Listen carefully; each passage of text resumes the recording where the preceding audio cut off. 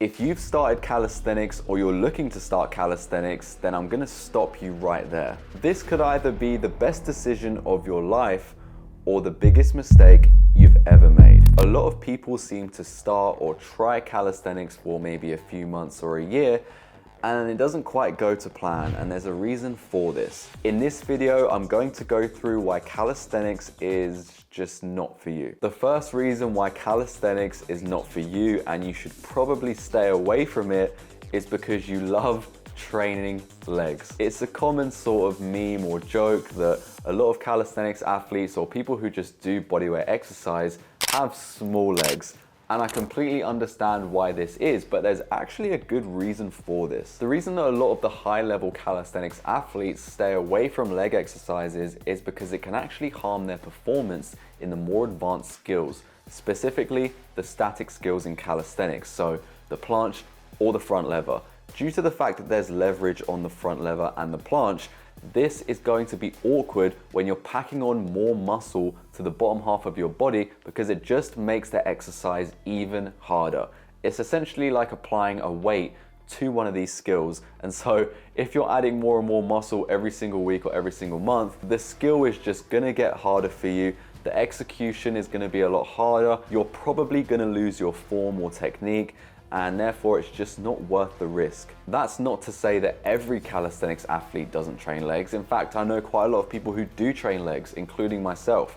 However, I try to stay away from anything too extreme because I don't want to blow my legs up completely to the point where every single skill that I've learned to acquire becomes even harder. Therefore, I personally pretty much do the minimum in order to maintain a well-rounded physique, but not go overboard to the point where it detriments the skills that I've built up over the past few years. So if you love training legs, then calisthenics might just not really be the right training style for you. Sorry, chicken legs for the win. The second reason why calisthenics is definitely not for you is because you're way too impatient. With calisthenics, it takes a little bit longer to see results to something like bodybuilding or powerlifting or any kind of weight training you would use. This can be a bad thing for some people who want to see instant results. However, for the people that stick with calisthenics, the rewards are going to be absolutely mind-blowing. You'll be able to do stuff that most people in the world can never even dream of doing, but also you're going to completely shock yourself in the process. A lot of people struggle with the motivation to keep up with calisthenics, which kind of drives people away from it. However, the people that succeed in calisthenics are not bothered about the immediate gratification and the immediate successes. We are in it for the long haul, and if you guys are in it for the long haul too, then make sure to go to the link in my description. You guys can access my community, the Calisthenians Academy, where we can all motivate each other every single day. There's actually a wait list right now, so if you're interested in joining it to level up your calisthenics game, make sure to sign up to that wait list. But motivation is really important, so you need to figure out what your goals are in order for you to be motivated every single day, because if you guys picture that goal in your head every single day or even just every single week, you're going to be more motivated than ever to achieve your goals and your dreams. Of course, having a group of like-minded people is going to accelerate your progress like crazy, and so I highly recommend getting a group of people, maybe some friends or even just some people online who are going to help you and motivate you every single day. The next reason that calisthenics is 100% not for you is because you're a little bit ignorant and you don't like being told what to do.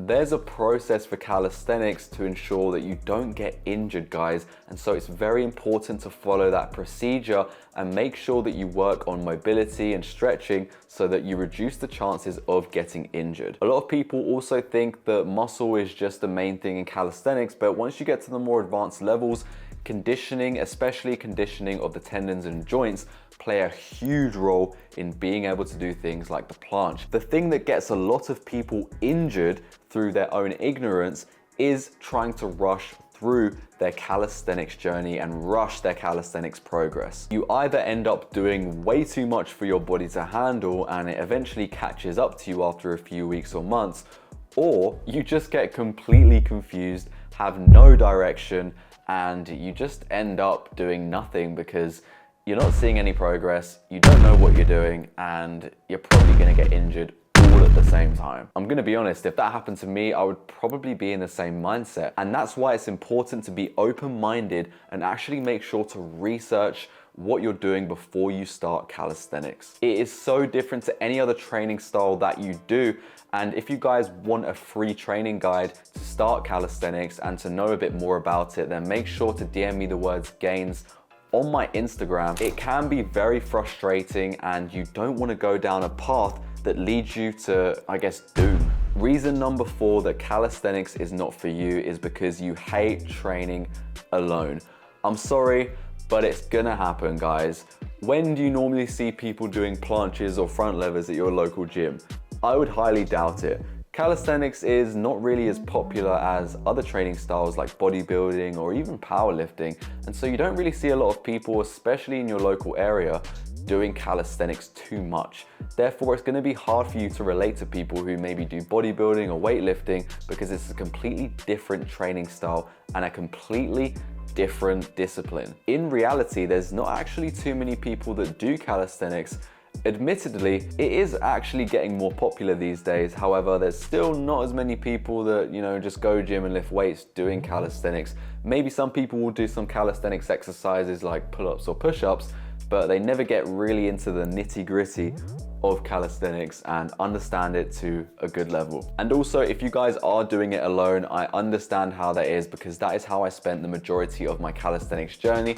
Luckily, I have you guys now and you guys have each other, so we can always talk about how to improve or anything you're struggling with. Someone will help you out in this community, guys. And also, they'll definitely help you out in the Calisthenians Academy. And the very last reason why calisthenics is not for you is because you completely skip the basics, which is actually not the basics. So what do I mean by that? Because that can sound a little bit confusing. With calisthenics, it is important and imperative to get to a good foundational level. That means mastering your push-ups, your pull-ups, your squats.